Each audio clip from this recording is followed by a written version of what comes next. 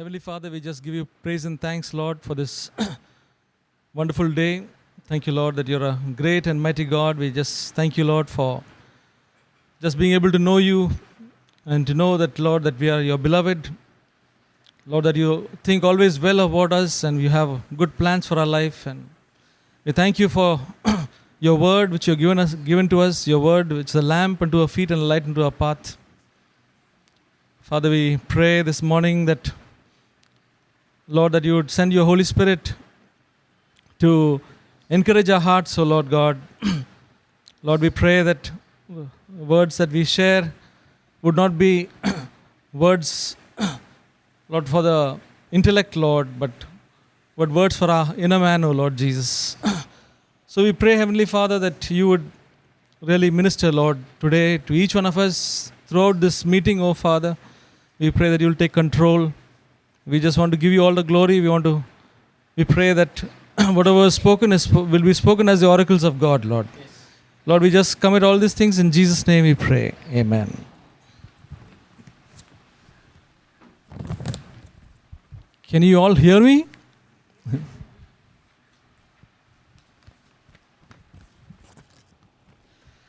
I am going to speak something which is very much close to my heart for these few years. That is life in the new covenant. Okay, and these things which I am speaking, I've been thinking about this for the past 4 or 5 years, I think, and I believe it has made some change in my life, and I just wanted to share that. So I don't want to share some Bible study, but I want to share something which, since it has encouraged me, I wanted to encourage each one of us, especially my young people. So let's look into the Word of God. In Hebrews chapter 12, verses 18 to 24,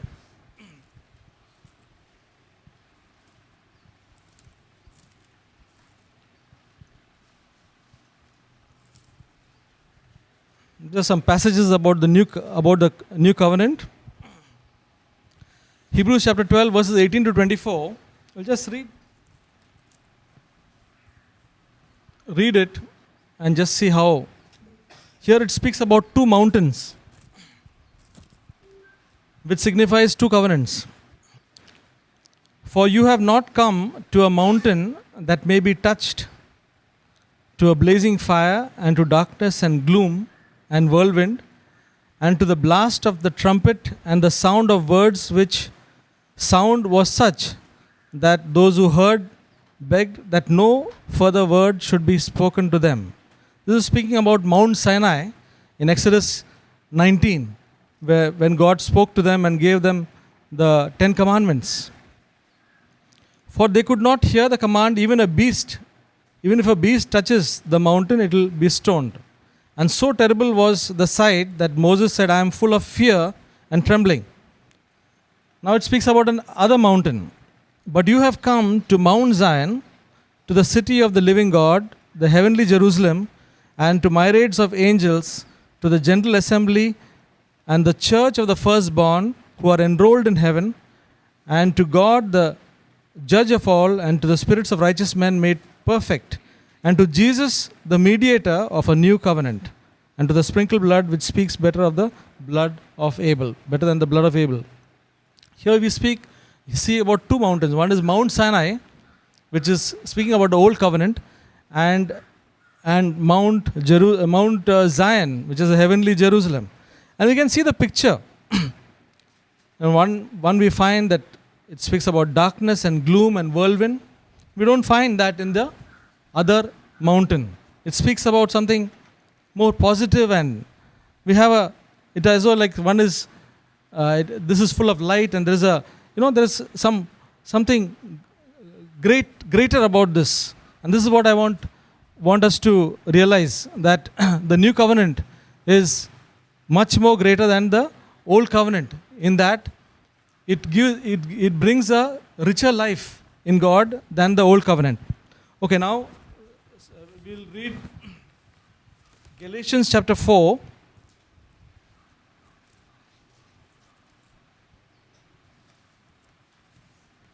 Galatians 4 verses 22 to 31.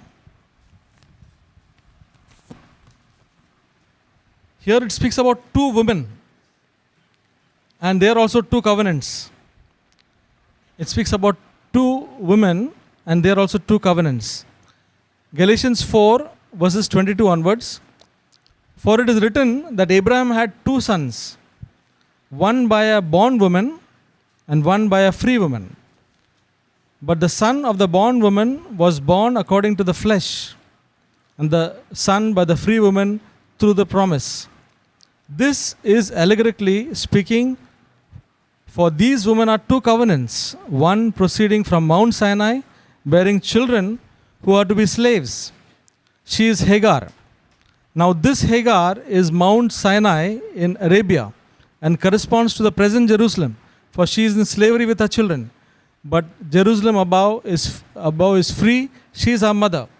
Verse 28, and you, brethren, like Isaac, are children of promise. But as at the time he who was born according to the flesh persecuted them who was born according to the Spirit, so it is also now. But what the scripture says, cast out the bondwoman and her son, for the son of the bondwoman shall not be an heir with the son of the free woman. So then, brethren, we are not of the children of bondwoman, but of the free woman. It speaks about two women. One is Hagar, who was a servant of maid of Sarah, and the other one was Sarah herself, and both had sons. And one was, the Bible says, one is a slave. And so it speaks about one is a slave and one is free. And God has said that in the new covenant we are born to be free, not to be like a slave. And that comes in our Christian life also. When we can be born we can know Jesus as our personal savior, but we can still have a very an old covenant life. By that we can see that we are under that slavery. The Galatians, Paul said, he had to speak this word to the Galatians because they wanted to get back under the law. And he said, he's speaking to them about this. And we also, when we are having a life of not enjoying the life of the new covenant, we will be like a slave. We will act like a slave. And that's what God wants to know, that we are of the free. We have to be free. The Bible says in the next verse in chapter, it says, it was for freedom that Christ has set us free, therefore keep standing firm and do not be subject again to the yoke of slavery. And we can say that when a person is free, there will be everything that carries with it. The freedom, the joy. The Bible says the joy of the Lord is a fruit of the Spirit. So, but when there is a slavery, that joy will be missing. So, even when we come and share here, when we are sharing something of the new covenant, there will be a joy in our sharing. And we'll be imparting that life to the others. But if we are sharing from an old covenant standpoint, first of all, we ourselves will not be having the joy. Christian life is not a joyful life. And we will be ministering that sort of life to the others and will not be liberating them. That's why it's so important for us to know the new covenant in our hearts. We can taste that the fruit of that Spirit in our life, and so we will minister life and we will minister the new covenant. So in my life, I can say that I've been very sincere in trying to follow the Lord, but there have been a lot of struggle, and I've found that I have to do this. And here it says one is born according to the flesh and the other according to the promise. And that is the difference in the new covenant, between the new covenant and the old covenant. The old covenant is, the law is that you have to work it with your own strength. And many of these new covenant commandments or the word of God, we think that I will try with all my mind, with all my strength to do it. And we find that we don't succeed. But what God is saying is, the very same things which are troubling us, go by the promise. Go by God's promises. Claim it. Live by God's promises. God is not calling us to live with our own strength. Let us look at Galatians chapter 5 when he speaks about the flesh. Now the deeds of the flesh, verse 19. Now the deeds of the flesh are evident, which are immorality, impurity, sensuality, idolatry, sorceries, enmities, strife, jealousy, outbursts of anger, disputes, dissensions, factions, envying, all these things. And to be honest, we can say that many of us, including me, have gone through all these things. Immorality, impurity, we've all gone through that. Enmities and strife and jealousy and outbursts of anger. When we have all these things, how do we overcome it? Do we overcome it with our flesh? Do we say, now we heard a message on Sunday, it has convicted our heart, so now I will determine that I will not do that. And we know that we always fail in that. It doesn't succeed. But let us go by a promise.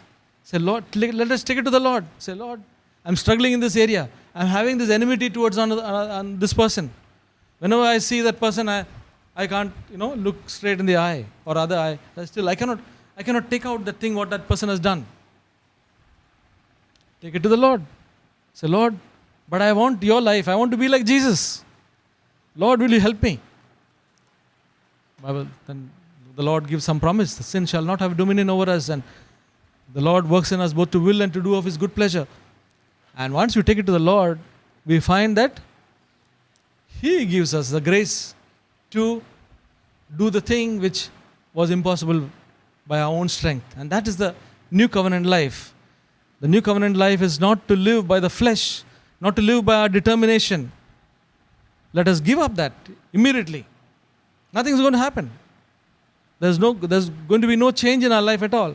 But if we live by God's promise, things are going to become different very soon in our life. I have experienced that a number of times. All I have to do is to look back to the one who can help me and deliver me and give me victory in every area. There's nothing which under the sun which the Lord cannot help. Pornography, as big a mountain it is, we have heard that. I've not struggled with that, but we have heard testimonies that God can deliver. If anybody is going through this, I want to say that don't try with your own flesh. Do all the things what the Word of God says. Flee youthful lusts and all that. Take all those precautions, but depend on the Lord, and He will deliver from every bondage. So, we are not called to be slaves, but we are called to be sons. The more we know that we are the sons of God, then we have always a confident access to the Father. To know that the Father always loves us. To know always the Father delights in us and He is excited about us. So may God help us. So we see about these two mountains, which is Mount Sinai and Mount Zion, which speaks about two covenants. And we see about two women, Hagar and Sarah, who are also part of two covenants. You can know which covenant you are leading right now, even though you are in the new covenant age. Are you still following Hagar? Or are you following Sarah? That is for each one of us to see whether we are living by that flesh or we are living by the promise and experiencing the result of that freedom in Christ.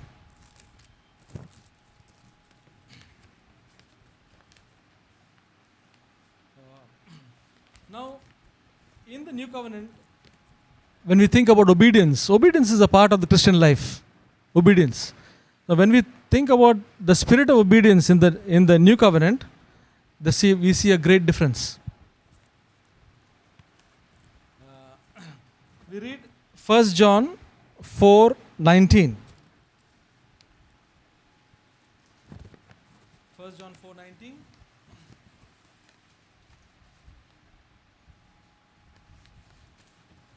It says, "We love because He first loved us."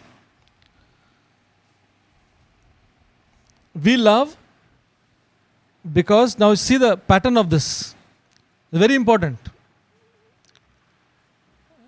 It will take away the struggle from our life. We love because He first loved us. Okay. It doesn't say you love. It doesn't say you love God. Why don't you love God? It says we love because He first loved us. But do we know that? Do we know that He has loved us? You say, yes, I have heard about it. Then why is it difficult for us to obey the Lord? Why is it difficult to obey the Lord? 1 John 4:16. It's one of the words which have blessed me over the few years. We have come to know and have believed the love which God has for us. God is love, and the one who abides in love abides in God, and God abides in him. All of us have heard much and much, right from the Sunday school level, about God's love. But I believe very few of us still really believe as we should believe. And the more we believe, simply like a child, we really experience the greatness of this tremendous love of God, that we are His beloved. We will never cease to be His beloved. And when we look at Him, we don't see a God who is frowning at us, but a God who is happy with us and loves us and is excited about us. Okay? So that's the way our relationship should be at all the time. When we sin, the Lord is not angry with us, but the Lord is sad about us, and we need to get right immediately about that. Then John 14:23 and 24. So we know that we love because He first loved us. Now John 14:23 and 24 says, Gospel of John 14:23 and 24. If anyone loves me, he will keep my word. And my Father will love him, and we will come and make our abode with him. If we love him, verse 24, he who does not love me does not keep my words. And the word which you hear is not mine, but the Father's who sent me. The main thing is that the Bible says that if we love Jesus, the natural outcome of it will be that we will keep His word. And if we do not love Jesus, we do not keep His word. So first of all, we love because He first loved us. That is the most important thing. Each one of us have to know how much Jesus has loved us. That's the most important thing. If we know how much Jesus has loved us, then the next thing is that we will love Him. And if we love Him, we will keep His commandments. Is that cycle? We love because He first loved us. And many do not know how much Jesus loved us. That's why to Jesus, Jesus is not something that is, as the song says, sweetest name. Jesus, is the passion of our heart. It doesn't, because we have not known the love of Jesus. How do we know?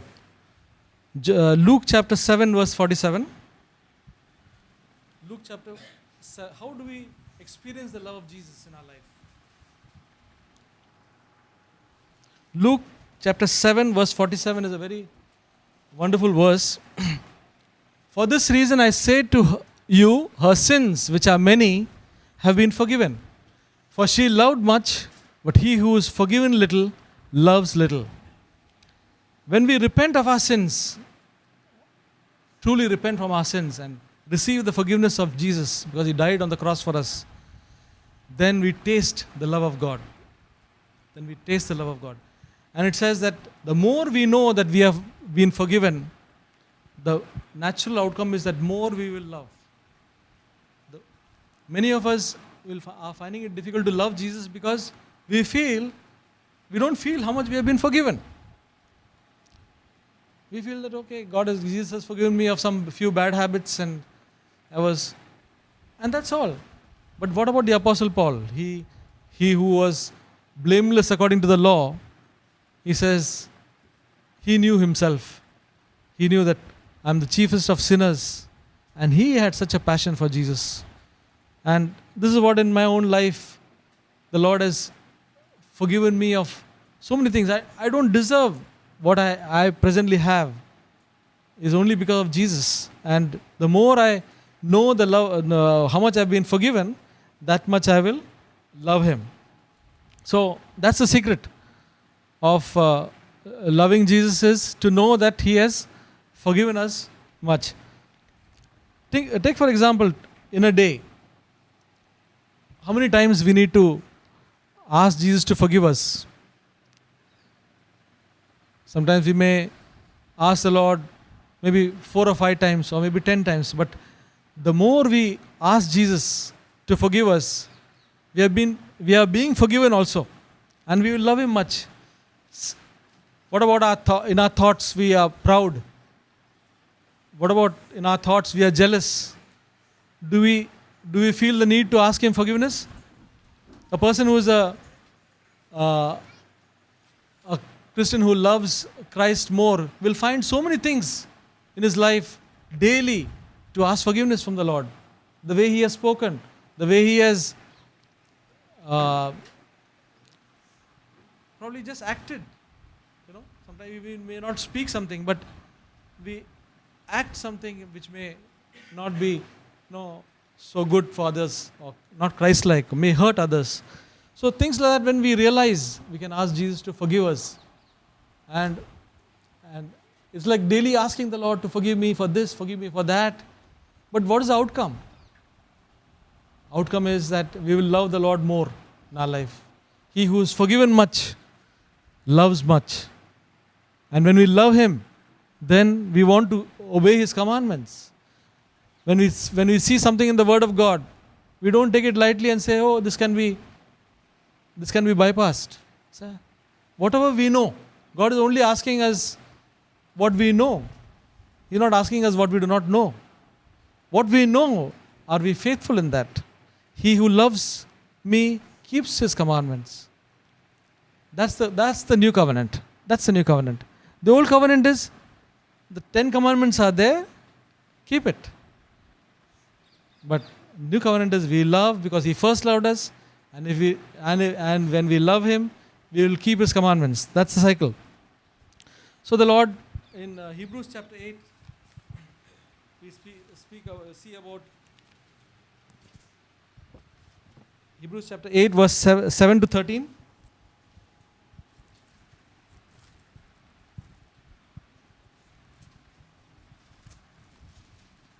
Hebrews chapter 8 verses 7 to 13. We'll read from 8. For finding fault with them, behold, the days are coming, says the Lord, when I will effect a new covenant with the house of Israel and with the house of Judah, not like the covenant which I made with the fathers on the day which I took them by the hand to lead them out of the land of Egypt. For they did not continue in my commandment. I did not care for them, says the Lord. For this is the covenant that I will make with the house of Israel after those days, says the Lord. I will put my laws into their minds, and I will write them upon their hearts, and I will be their God, and they shall be my people. And they shall not teach everyone his fellow citizen, and everyone his brother, saying, Know the Lord, for all shall know me, from the least to the greatest. For I will be merciful to their iniquities, and I will remember their sins no more. So in the new covenant, God writes His laws into our hearts. And that is so powerful, because it's not an external commandment, not to lust after women, or not to see a bad picture. We may hear we may hear so many things in the meetings. Brothers may share so many things. And then it can become an external commandment for us. And we find struggling. Somebody may say about you're wasting a lot of time, in seeing some sports or in seeing some movies. And then we find it a big struggle to give up that or whatever it is. But all that I do right now is when I know that I'm doing something which is not profitable and which is difficult for me, I just do one thing. I know that if it is difficult for me, if something which is unprofitable for me and which is difficult for me to give up, I know that with my own strength, I've given up trying by the flesh now. So I only do one thing. I say, Lord, I want this. I want to be free from this. Say I'm wasting my time.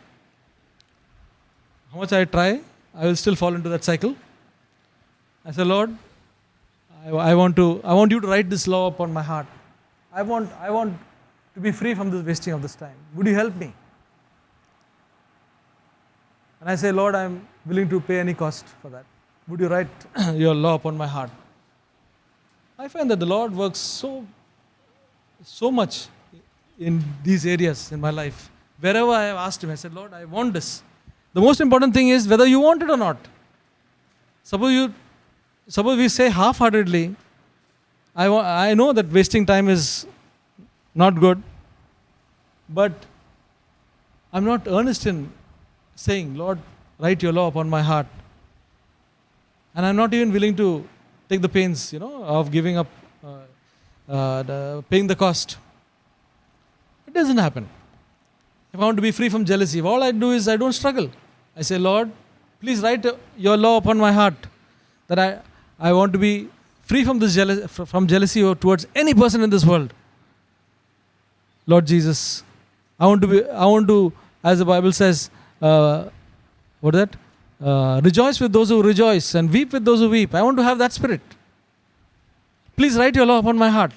So, do I find that I'm totally free from jealousy? Every time a jealousy comes, but since the law is written in my heart, immediately it pops up and helps me. I say, Lord, here for a little while I've thought about it, but Lord, please, I don't want it. Try this, brothers and sisters. Ask the Lord. He wants to write His laws upon our heart. Anything which is disturbing you, anything which is a problem for you, I want to challenge you, all young people. If you're having a struggle about anything, only if you desire to be free from it, you just give it to the Lord. And it is by promise and not by the flesh that we become free in our Christian life. And that is the new covenant life. It's a beautiful life. It's a life free from slavery. It's a life where we can hold our heads high and look to the Lord, who is a great, wonderful God. We can see Him as an awesome God, holy God. There's nothing which is impossible for Him. Our eyes will be open to see the great and mighty God when we through the new covenant. So this is what I wanted to encourage each one, that it is not by our struggling, but by the laws being written on our hearts that God seeks to. And His word says, His promises are that He is at work in us, both to will and to do of His good pleasure. That is true, absolutely true. He will not allow us to be tempted beyond our capacity. May God help us. Here about the new covenant life. I heard a story, something like this, I read somewhere, that during the World War, when the war was raging, people were fewer, they wanted more people in need of a war. So when the trained normal troops, they were inadequate. What the government said, they made serving in the army a compulsory requirement. You might have some countries like Israel, and still it is there. So during that time, what they did is they controlled everyone by neck and put them in the army. And there was a nickname for that. They were called press gangs. Press gangs means they were not regular army. Regular army people who were really patriotic, they were interested in battle, they wanted to fight for their country. They voluntarily joined the regular army. But these press gangs were gangs of people who were forced into that. They pushed, they did not want. They wanted to be lazy and they wanted a cozy life. But they were forced into battlefront. So they were called press gangs. So it was written, there is a comparison between their performance. I need not tell you, can understand. People who are willing, they volunteer to be in the battlefield, they volunteer to be in the army on one side, and people who are forced into that. You can imagine how they will lay lazy around, they will not do honestly. Ultimately, nothing will come out of their life. So, it's something that thought came to me. In the new covenant, we are not called to be like press gangs, people who are forced into it, unwilling. I don't want. My parents pushed me into this, or my situation pushed me in. It's not that. There is no place for compulsory service in the Lord's army. It's voluntary, absolutely voluntary. New covenant life is absolutely voluntary. There are no press gangs in new covenant life. We all have freedom, even right today. Either in the Lord's army or Jesus, till the last moment, he gave opportunity for people to live. There was a crowd of people who used to follow Jesus. They were basically following for seeing miracles there.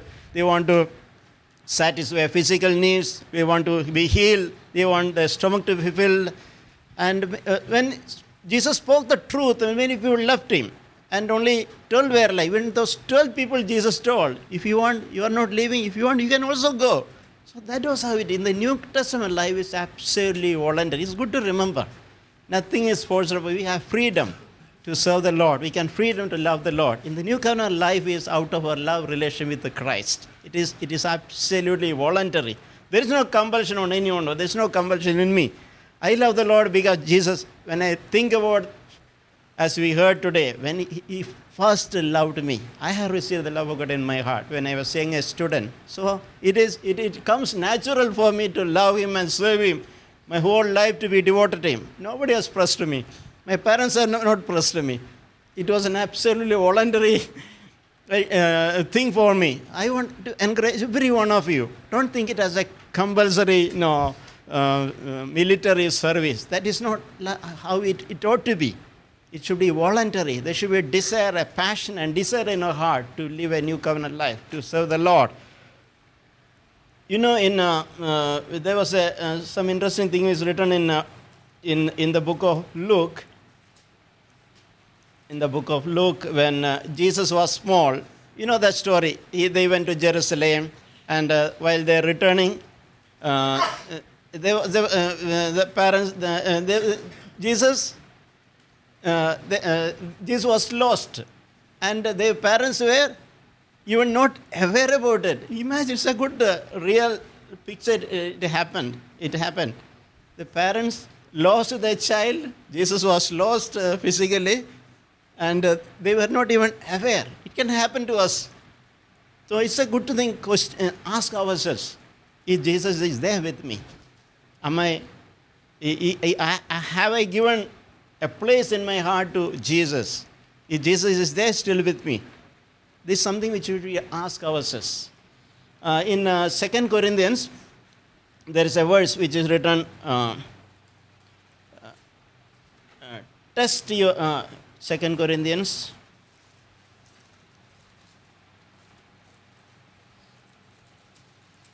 uh, 13, 2 Corinthians chapter 13, verse 5. Test yourself to see if you are in faith. This is something which each one of us should test. Test yourself and see if you are in faith. And examine yourself. Or do you not recognize that this about yourself, that Jesus Christ is in you, unless indeed you fail this test? So we had to test and see, I am in faith. Jesus is inside me. It's something which we should be honest about it. So we all should have an assurance that Jesus is in me. I am saved. If we ask a question, we should be ready with an answer. And if we do not have an assurance, we should seek for that assurance in our heart. Yes, Jesus is in me. I am saved. I love him. I serve him. And not out of compulsion. We should be honest. Very often you hear this. Honesty should be ahead of holiness. First, we should be honest. We should admit what we are. We need not act at all. We are all accepted here in the church and before God as we are. Nothing is forced upon us, but we should be honest. And we should know, test ourselves, we should know where we are. Our foundation should be very clear. So, if we are not understood, if we are not sure about Jesus in my heart, we should be honest in admitting. We need not act. Still we are accepted, still we can cut as we, but still we should be honest. And we should seek, if that assurance is not there, we should seek God to give an assurance in our heart. Test whether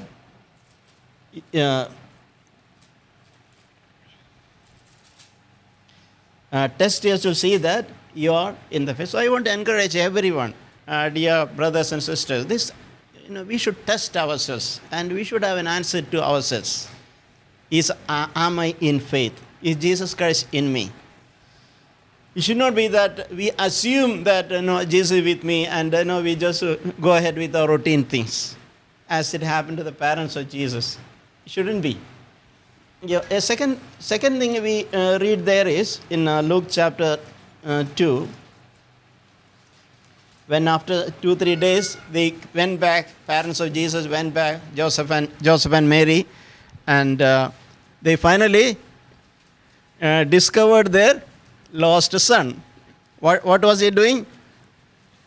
He was in the temple debating spiritual things with other people. So did you notice that answer? I'm sure you have noticed. When their parents were looking for him, you remember that response which he was saying in Luke chapter 2, verse 49. 48 we read, when they saw him, they were astonished. And his mother said to him, "Son, why have you treated us like this? Behold, your father and I have been anxiously looking for you." Natural response. Parents, they lost. They themselves were put to be plain. They did not realize that their son was lost. They did not realize Jesus was not with them. But they finally found, they expressed their regret. See the response Jesus was telling. He is telling in verse 49. And he said to him, "Why is that you were looking for me? Did you not know that I had to be in my father's house?" In another version we read that, "Don't you know that I am supposed to be in my father's business?" What does that mean? Jesus knew what is the father's business. It was voluntary for him. It's not that his parents pushed him into that. He knew that I am supposed to be in my father's business. So each one should know that I am supposed to be in my father's business. So we should know. We should have a relation with the Father, and we should know that we should have that assurance and conviction that I am supposed to be in my Father's business. So what I'm trying to say is voluntary. It should be very clear. It's not compulsory. God doesn't demand any compulsory service. There is no press gangs in the kingdom of God. It's absolutely voluntary. A second part is, brother reminded about the joy in believing in the new covenant. I really am very delighted to hear that. And there was, in my own life, there was a time when early in my years, a time when I was a Christian, I was so gloomy, depressed, downcast. I used to condemn myself. I used to allow others to condemn me, and I used to allow devil also to condemn me. So my life was miserable. I think I was the most gloomiest person I used to imagine, person ever. But God liberated me.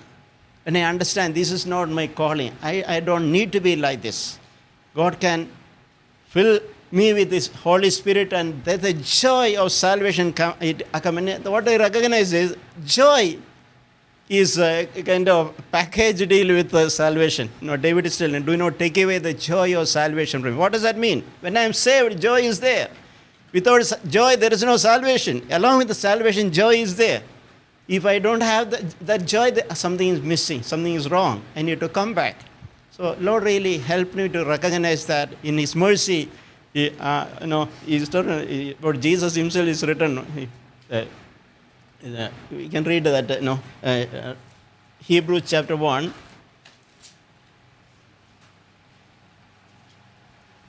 Hebrews chapter 1, verse 9. Hebrews 1, verse 9. About Jesus is written, "You have loved righteousness and hated lawlessness. Therefore, God your God has anointed you with the oil of gladness above your companions." So, God can anoint us to such an extent that there can be anointing of joy far above your companions. This is what God can do, a transformation, a change. A person as gloomy as me, God can really give me such an unspeakable joy when God do a work in our life. Something which I always like to read and meditate is one in 1 Peter chapter 1. Almost same thing is written there. 1 Peter chapter 1, verse 8. 1 Peter chapter 1, verse 8. "And though you have not seen him, you love him." So, even though we don't see Jesus personally, I can love him. God has given me the ability to love him. So, I always think like that. Christian life is not a religion. It's not an organization. It's a relationship. A love relationship with the Christ. That is a fundamental thing in Christian life which we should recognize. So, even though I don't see him, I love him. And not only that, and though you do not see him now, but you believe in him and greatly rejoice with the joy inexpressible and full of glory. So what is written there? Joy inexpressible. I often love this, joy inexpressible. What does that mean? Another version is written, joy unspeakable. It is just bubbling. I want to say, express in my language, in Malayalam and English, Hindi and everything, but there is a limitation of language. It's just unspeakable. Joy unspeakable, full of glory. That is how.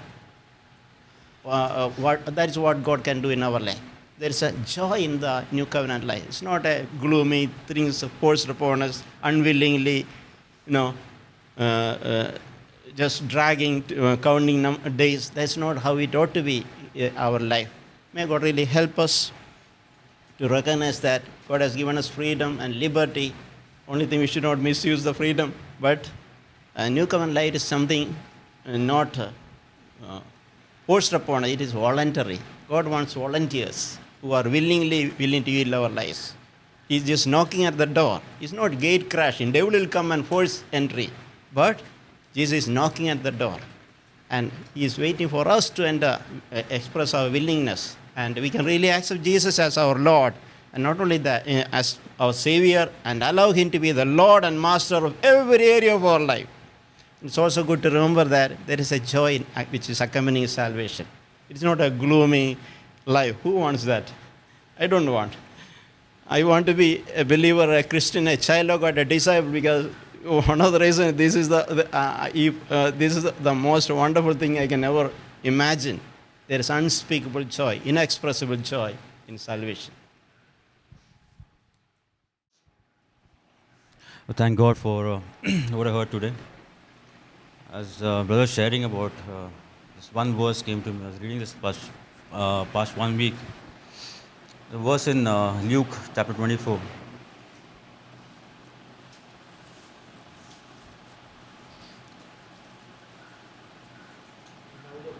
Yeah.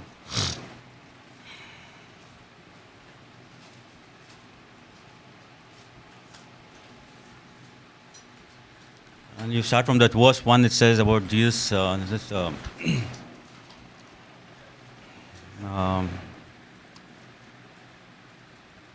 When the people went to the tomb to see Jesus, and if you read on verse 5,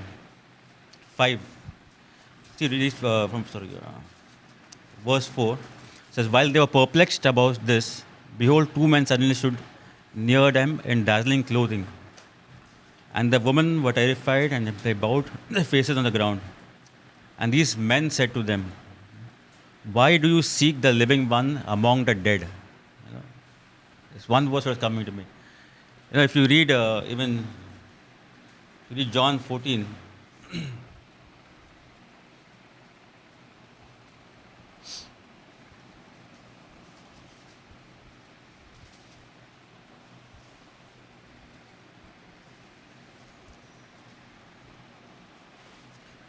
and verse 6, it says, Jesus said to him, I am the way and the truth and the life.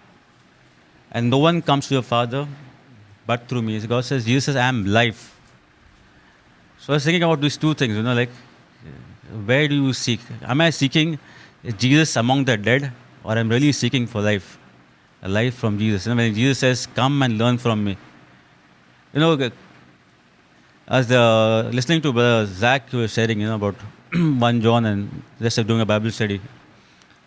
So he was telling, he's seeing about three categories of Christians. One is they just live like that, but second thing about those who think who know Jesus, they are living in the right way, perfect they are, but and still they don't live like Jesus. And he says that they are liars. And third about is the people who say I know Jesus, but they don't love their brothers. All those things, but thing is, you come to certain things. Am I really following the living God, or am I really living that way? That's the main thing, If I'm seeking things of the world, it says the person who loves the world is not a friend, is an enemy of God. Am I seeking the world? The things of the world. I'm seeking for money. Am I seeking for fame? Am I seeking for people thinking that I'm really holy? Am I really searching my own things, But all things lead to death, the dead things. But where Jesus is, there is life. There is life. See, when we say our baptism, like we say I got baptized in so and so date and so thing and everything, perfect. Got baptized. When I say I am baptized is a day when I say, God, this day I died. I died to my old man, the man which loved the world, things of the world, loved myself very much. I die to all these things and I want to live a new life. A new life. I am dead to that old life. But if I am still living in that old life, I am living among the dead. I am seeking God among the dead. I am not seeking the living God. I am not seeking life. If you read 1 John,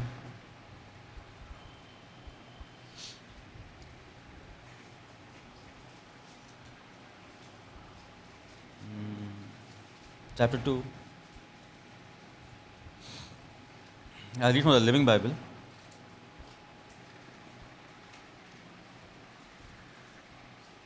Uh, 1 John chapter 2 and verse 3 onwards. It says, how can we be sure that we belong to Him? By looking within ourselves. Are we really trying to do what He wants us to do? Verse 4 says, someone may say, I am a Christian. I am on my way to heaven. I belong to Christ. But he does not do what Christ tells him to do. And then he's a liar. The 5th verse says, but those who do what Christ tells them to do will learn to love God more and more. That is the way to know whether you are a Christian. But clear one thing is, do I follow Jesus? It's a single sentence. Do I really want to follow? Brother sharing about if He first loved us, we love Him. Second thing, Jesus says, if you love me, then you'll obey my commandments. No forcing. But thing is, I have to look within myself. How am I living? How am I living? I always think about one thing is when I get my bad times, something is going bad. That is the most earnestly I seek God, help me. But what about the other part of life? Even if I can come to Sunday churches, go to places, I can share many things. But what is my life inside? What are my struggles going on inside? That is God is more interested in. It's not about my sharing, my living, thinking, but God is interested inside my life. How am I living it? Do I really live according to what He tells me to do? I was thinking, sometimes we say God loves, but God loves everyone the same.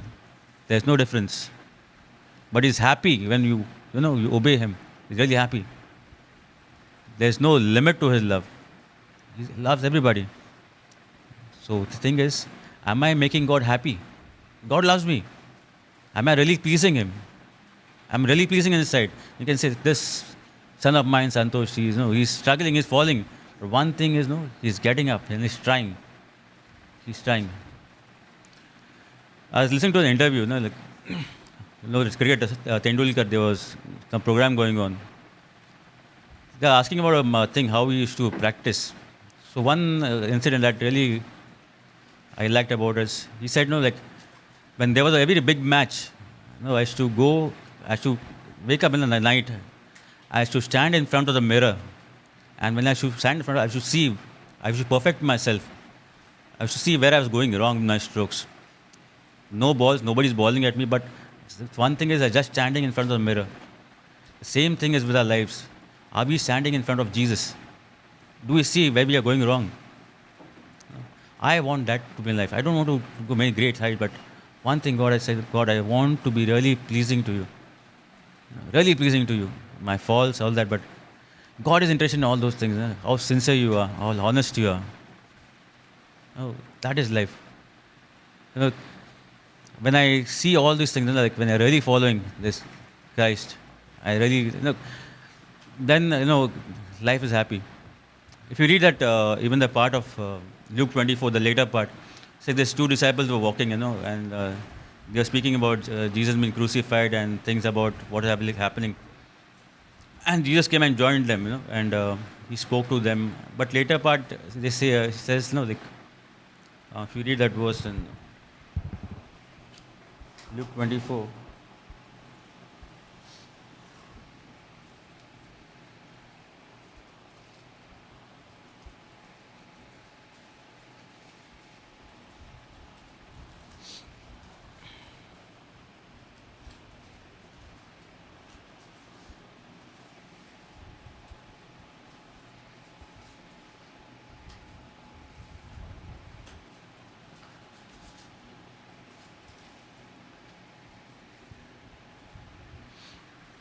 and these two disciples, they see Jesus, they have but after that, when they come to know, they were with Christ. We see this verse 32. They said to one another, "Were not our hearts burning within us while he was speaking to us on the road, while he was explaining the scripture to us?" Thing is, so when Jesus was speaking to them, their hearts were burning. Do my God, I said, God, when you speak to me, really my heart goes on fire for you. Something when God speaks and we speak is totally different. It says hearts have totally gone on fire. They really live, they really penetrate. It's not that external thing, but it's internal. When God speaks, everything is internal. God wants to change me internally, not externally. Internally. Once the things change over here, automatically out things changes. God wants things inside. I really want to pray, God, I want to have that fellowship with you, when you speak to me. When I won't be comparing about what others say to me about me, like Santosh is a good brother or this, but God, I want to listen from you, how I am in front of you. Am I really pleasing to you? And then I think my life will really change. Thanks. I was going through some sort of discouragement in my life, and these days God is showing my own need and showing my own heart. And yesterday, Abu brother came. It was very encouragement, and also said one word in Proverbs 31, saying that she laughs at the future. In chapter 31, it was encouraging that when person can laugh when looking at the future, only when person trusts in the Lord. So I was checking my own heart, where is my faith? Even today, as one brother said, check whether you are in faith.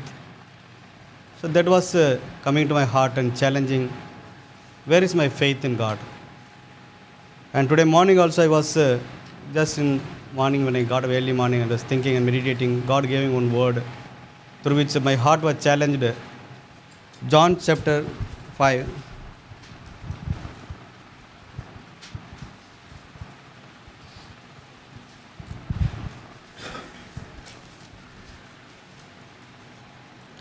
Verse 39.